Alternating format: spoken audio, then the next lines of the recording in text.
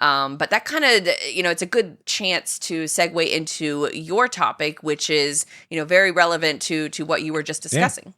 Yeah. So the topic I wanted to bring to the table today is related to something I did this past weekend, which is and relates to like why I podcast, like some of the goals, which is being able to go to conferences, host panels, get in front of like the right people. This past weekend, in our hometown of Jacksonville, there was a comic book pop culture convention called Collective Con. It was its 10-year anniversary, so big deal. It's been really cool to watch this convention grow and draw the attention of fans as well as the industry and celebrities and guests.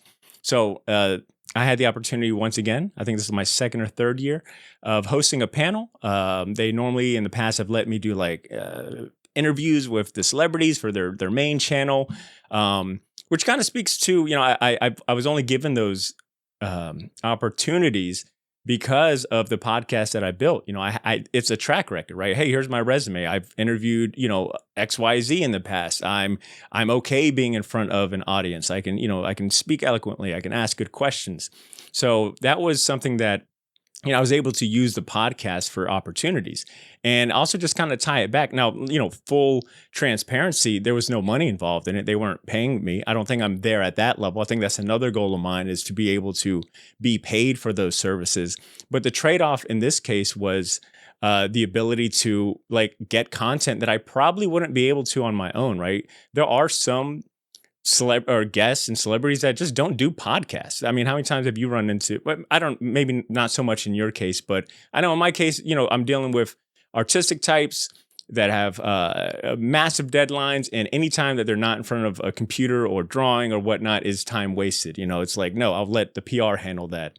So going to conventions and offering my services in terms of, hey, I'll host your channel, or I'll host these interviews, or I'll do a panel. I always build in, if you're not paying me, let me get the content. Let me get a copy of the content. Let me put it on the podcast. It looks good for you. It looks good for me. It's something my audience will appreciate. So so it was a great convention this past weekend. I got to host a really great panel. I had 3 panelists that I didn't even, quite frankly, I'm sure I could have maybe reached out to them, but I know one individual told me right after, hey, that was a great panel. I don't do podcasts or interviews. So I was a little hesitant, but I've heard your other shows and I said, why not? I'll do the panel. So what I'm saying is there's opportunities that if your podcast is about a certain industry or a niche topic, like think about the conferences that are either close to you, maybe take place in your hometown, or ones that you're, willing to drive or travel to, and see, like how you can get in where you fit in, for lack of better terms. I found that applying to, these conventions are always looking for content, especially in my field. They need media help.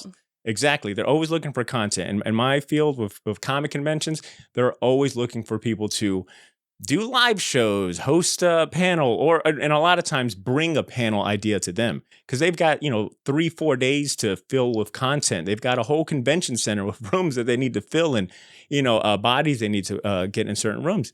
So, I always find that's an easy way to get your foot in the door with certain conferences that might be a little pricey. New York Comic Con was something I got to do last year. It's been on my bucket list for years. Could I have afforded to go? Yeah, I could have. I could have paid the whatever $100 or a couple $100 to get the tickets and then the airline tickets. But I submitted a panel application and I got the tickets in for free. I was able to use that content, build some hype around it. I got to meet new listeners in person at the conference. So I find that conference is a great tool for podcasters that have a focus or an industry that has a rich conference ecosystem. And I know in your case, conferences are abundant in your case for logistics and trucking. Like, what opportunities have you taken advantage of when it comes to conferences and working in your podcast and such? I wish I would have done more conferences when I was in sports and entertainment because I feel like it is such an unlock. Not only is because, from the networking perspectives whenever you're going to these shows, but like you said, these events are looking for media. They want PR and attention on their events. and the people who are going to the events, the people who have booths at the events, and the people who are sponsoring the events, because then they can go back to all of their sponsors who are spending money with them, and they could say, we got you this amount of coverage from these different creators, and they have X amount of followers and subscribers and, whatever else. It looks good to them. And so for a lot of my time that I've spent in, I mean, I've been in logistics for more than a decade, but I've only been going to conferences with the intent to record content since 2019, I think was my first 2018, late 2018 was my first logistics conference, because I chose to leave sports radio in 2019. And thank God I left in 2019, because we all know what happened to sports in 2020. But that was such an unlock, because not only are you networking with everybody there, but like you said, you're able to go there and record content with people that you probably would be very challenging to meet in person, would be very challenging to get them on a show if they've never met you. For example, I've been doing this show now for, Everything is Logistics, for a little over a year, completely independent. But there are people that are very high, like a head of supply chain in North America for Alibaba, is a major e-commerce platform, shipper, customer. I would have never been able to get a meeting with them without the podcast. And because of the podcast, I was able to secure a meeting at a conference. They can find out that I'm not a weirdo, that, I'm professional, and you can have a quick 10-minute conversation. But that 10-minute conversation was introduced because of the podcast. And now that person is going to be able to come on my show because I wasn't a weirdo whenever I met them. And so being able to get these high profile guests on the show is almost like, I guess to sort of signal back to you and your show, it's like Thanos collecting, all the Infinity Stones. Like I want to be able to have these high profile conversations in order to break down these information silos. But a lot of the times you can't get that introduction unless you're going to these conferences. And so I think for, maybe a lot of folks out there who may not be going to conferences, who may not be even thinking about that aspect yet, you have no idea how many local events go on in and around your city. Eventbrite is a perfect tool to use to scout out. There's another website called 10 Times that I subscribe to as well, and it's free. But you can sign up for a conference, and you can get a weekly notification of all of the events that are going on in your industry and outside of your industry once a week. And so being able to utilize these different mechanisms to meet new people, especially locally, is such a huge unlock. Now, another unlock is if you're already, sort of dead set in an industry, and that's where you're hyper focused and there are conferences and events going on, check out the sponsor page for each of those conferences, because if you're trying to make money off of your show, which most people are trying to make money off of their show, the secret unlock is looking up these different conferences and checking out the sponsor page to see who is supporting that conference.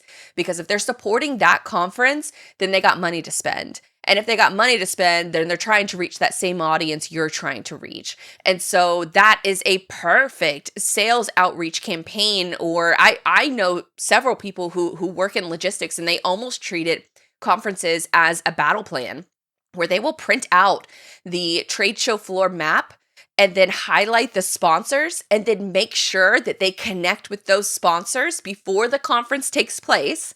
And then at the conference, they will go to that sponsor booth, or they'll go to that person who is spending money at that conference and just introduce themselves. And don't make it a sales pitch, but they're just building those connections. So then that way, when they get home from the conference, they can shoot over their contact information. Hey, it was great to meet you. Great checking out your booth. They have something to talk about other than, hey, you should give me money. And so it's just a different level of unlocking where that company is spending money. That's a target audience that they're trying to reach. And if you have a show in that industry, then chances are there's a higher chance of opportunity that they would be willing to spend money with you. And it's going to be a situation where hopefully it makes sense for you and your audience and the brand, and sort of that Venn diagram of what makes sense for all three of those different, I guess, sort of, because you are the audience, you as well, because you have to be interested in the topic if you're going to be talking about it.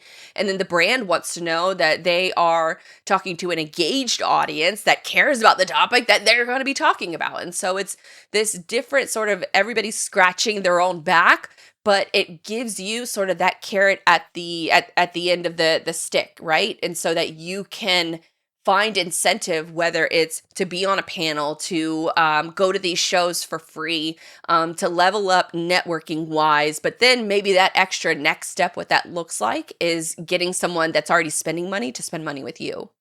Well said. Well said. And I got a lot of replies to that. But first and foremost, I got to say that maybe we should keep a track of every time you make a comic book reference and I make a sports reference. I think that'd be kind of cool. But you said something about going to these conferences and the power of face-to-face interaction and showing, hey, I'm not a weirdo, or even in a slight, in a more serious way or less jokey way. It's also like, hey, here's a face to the email that I sent, and I have an anecdote to share. I think that was something that we talked about, is that we wanted this show to have practical advice that we have used, whether it's worked or failed. And I am currently, right now, at the time of this recording, knock on wood, courting a potential sponsor. I reached out via emails. This brand new company that was coming onto the comic book scene. They have an amazing digital app that's a digital store and a digital reader, which is nice to have in the comic book world. So I reached out to them. I wanted to see about sponsorships because they had posted something, I think, on Twitter or social media looking for, hey, we're brand new. We want to get the word out. Are there any, comic podcasts that, we should look into sponsoring? So I reached out. It was a cordial, hey, thank you, but we've already spent all of the money, this and that. And I was like, I know they'll be at New York Comic Con. I want to meet them. I started using the app. I genuinely enjoyed it. And at New York Comic Con, I knew that if they met me or if we had a face to face, it would help out a lot. And that's kind of how it happened. I got to meet them in person. I really got to pick their brains and hear their story and show them that I cared and supported. And I don't think we talked much about business. I knew that I don't want to reiterate and repitch. It was just, I would just want to meet face to face. And I actually had the CEO on the podcast this week, and it just naturally came up like, hey, let's pick back up about a potential sponsorship. And I would not have been able to get that opportunity had I not gone to that conference and had the face to face. Because you think about how many emails they probably got off that one tweet, or just in general, how many emails we all get. And unless you can put a face to it, it's a lot easier to ignore or delete an email. And I think for podcasters, that's where the power of conferences come from, where you're not only getting in front of the right people. I think there's also a reputation builder there too. You're at a conference that everyone else is at, that all the big dogs and top names of your industry are at. I think there's a little bit of that reputation where it's like, oh, if they're here, they're serious about this. They're serious about their craft, the industry, et cetera. And then obviously as a podcaster trying to always grow their show and get new fans, the people that show up at these conferences are your target demo. You know what I'm saying? Someone that doesn't care about comics isn't going to go spend all that money and time and energy to go to a comic conference. So you know what I'm saying? There's just so many bonuses and plus.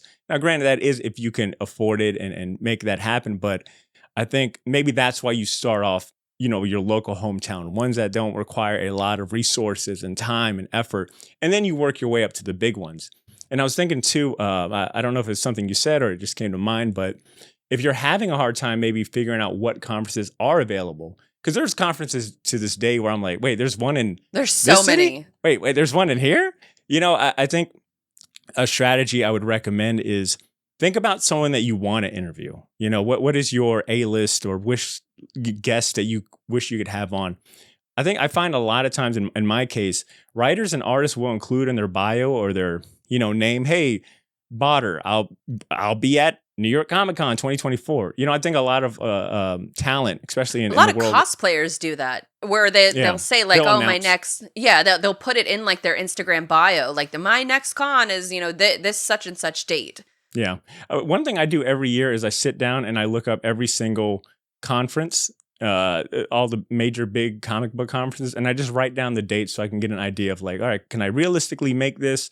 Who was there last year? I look at like last year's guest list, and a lot of times you'll see like recurring names. But I think doing a little bit of prep work and strategizing and seeing what's going to give you the most ROI is also a really good way. But yeah, there's a lot of opportunities. Like I said, not only to get guests, future guests, and content, and potential listeners and fans, but also from the monetary gain. Having a face to face and being able to sell and pitch in person, I think goes a long way other than just a cold email.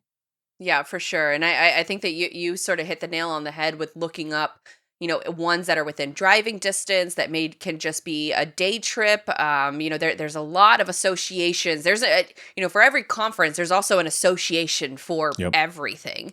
And associations are also looking for media coverage because they want, attention on their association as well. And I think for a lot of podcasters, you think that you're just sitting behind a microphone and you don't necessarily have to get out into the world. But once you start to get out, you start to network, you start, putting a face to a name, then it becomes really hard to ignore you. And For it sure. becomes a better situation because you feel like you're making connections. You feel like you're making sort of, work friends, and you are thinking about it in a different way from a business perspective. And I think that is the shift that most podcasters need to take, or you're going to become one of the 90% that, never makes it past 10 episodes. And, I wish, the tips that I have now and the resources that I had now, I wish I would have known this years ago, because I would have been going to those sports conferences and probably entertainment conferences and things like that. I tried for years to get into E3, RIP to them. But it was just such a high milestone that you had to reach for some of those conferences, especially like E3. You had to have a certain amount of web traffic and you had to go jump through a bunch of hoops for them in order to even accept you. But your local conferences, your area events that you can just go to within driving distance, JPU events is a perfect examul of that, where all of our events are free. Well, not all of them, coming soon. That's part of our revenue plan. There's still going to be a ton of free events, though. Yeah, there's gonna be a free component, but we got to make money too. We've been doing this for 5 years, so that is also a reason why we're starting a podcast, is to find ways to not make it all about money, but we have put hundreds of hours of our own time into this. Podcasters listening to this have probably done the same thing with their craft. It's okay to think about how you want to make money off of it. And maybe it's not even thinking about how you want to make money off of it, but what is your ROI? Is it getting into panels? Is it interviewing your dream guests? Is it going to events that you never thought you would be able to be at and be media for those events? That's pretty such a huge accomplishment, to be able to go to an event and cover it as a media professional.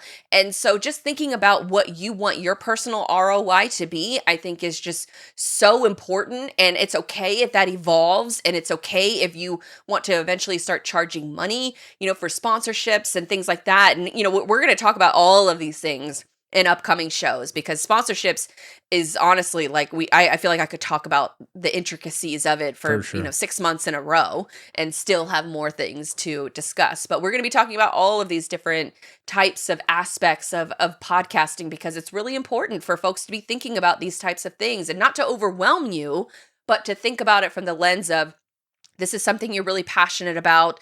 This is a topic that you really like discussing. Okay, well, what does that ROI look like for you? And maybe it's just talking to your customers and getting that kind of customer feedback, because you'd be surprised at how many businesses launch products and services without ever having a single conversation with a customer. And so maybe you have your own business, or maybe you're starting one internally, or whatever your situation is, there's an ROI there, and it doesn't have to be monetary based, but it's okay if it is. I think also be ready to accept that you're going to have to grind. You're going to have to work your way up to all of these opportunities, especially when it comes to conferences, right? Like I was doing a lot of free, you probably won't be paid to do panels and things like that. I think you got to accept that, it's, you're going to be doing some things for free if you get into it. But once again, think about the potential, the opportunity, the content you can get from it. Exactly. Always, if you're content. I will say, in my experience, I've never been paid to be a panelist. I've never been paid to be a speaker, but I always ask for the content. And sure. because I ask for the content, I'm able to use that on my own channels, and I'm able to set up myself and market myself as an authority on that topic. But you might be paid to be an MC. You might be able to, and you might not even have to get paid. You could work in trade for, I work in trade all the time. So think about it in that lens of, if you have a certain skill set where you could offer somebody and they could offer you something in return, you could work in trade. You could share sponsorships, quote unquote sponsorships, on each other's show, where each of you record, a different commercial, or, there's lots of different ways to think about what that ROI looks like. And going to conferences is essentially meeting people, making those connections, and then developing those relationships from there in a mutually beneficial way. I think in closing, think about how you could leverage conferences for your podcast. Think about what you talk about. What is your topic, your interest? And I want you to look in and see what's the local or national conference for you. And can you get in? Can you be involved in some way? That'll be your that'll be your homework assignment for this episode. Besides that, I think we can call this episode a wrap. Thank you guys for hanging out, for watching, for listening. And be on the lookout for more. So make sure you subscribe if you're watching on YouTube or whatever podcast app you're listening to. Sign up for our newsletter, which will be happening more regularly at Jack's Podcasters Unite. United? Both. United. We probably Unite should know and that. we got both. Okay, cool. Yeah, Jack's Podcast United.com. I'm a domain squatter. Look, how I like to say it, all of these links will be in the show notes, so you don't got to think or memorize any URLs. Check out the show notes for all this helpful information. Pre-order a shirt, watch some of these podcasts, Spotlight series, and come back for our next episode. Peace, y'all.